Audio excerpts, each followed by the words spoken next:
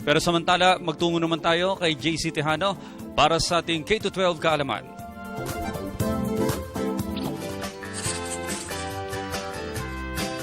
Kumusta na mga boss? Muli nagbabalik ang K-12 kaalaman and of course, hindi mawawala ang aking bibong kaibigan na si Lulu. Ako si Lulu.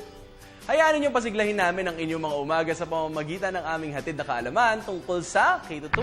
Na bahagi ng Philippine Development Plan o PDP, ang plano ng gobyerno para sa sama-sama nating pag-asenso. Sa ating past episode ay napag-usapan natin ang mga nilalaman ng ALS o ang Alternative Learning System. Ngayon naman ay ang mga programang handog nito. Excited na akong malaman ang mga yan, JC.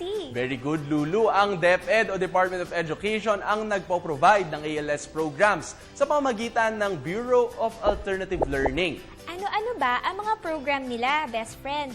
Una ay ang Basic Literacy Program. Ito ay community-based educational program para sa mga out-of-school children o youth o kahit pa mga adults para matutunan ang basic literacy skills.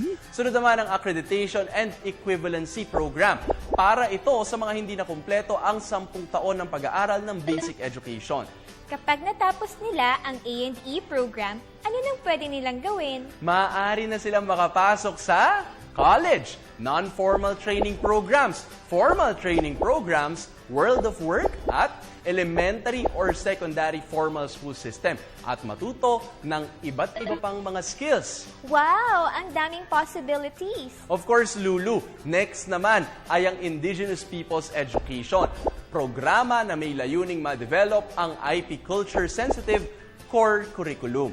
Ano naman ang nakapailalim sa curriculum na yan, JC? Para sa IP Education, Lulu, ang core areas ng curriculum ay family life, civic consciousness, health, sanitation and nutrition, at economics and income.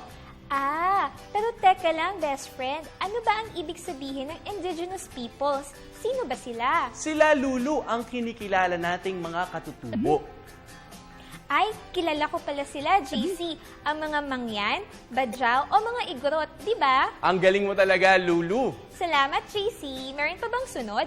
May isa pa, Lulu. Ito ay ang Informal Education Program. Nagbibigay ito ng oportunidad para sa mga adolescents, parents, at street children upang magtamo ng kaalaman, skills, attitudes, and values mula sa pang-araw-araw na karanasan sa bahay, trabaho, o kahit sa paglalaro. Sa paanong paraan naman sila matututo, best friend? Ganito yan, Lulu. Para mas maraming maabot na mamamayan na gustong matuto ang ALS o Alternative Learning System ay gumagamit ng iba't ibang modes of learning tulad na lamang ng face-to-face instruction, radio-based instruction, computer-based instruction, at independent learning. Ang dami pala, JC. Mas marami, mas masaya. Mas maraming matututunan, mas mabilis ang paglalakbay tungo sa pag-asenso. Yan ang alternative learning system under K-12.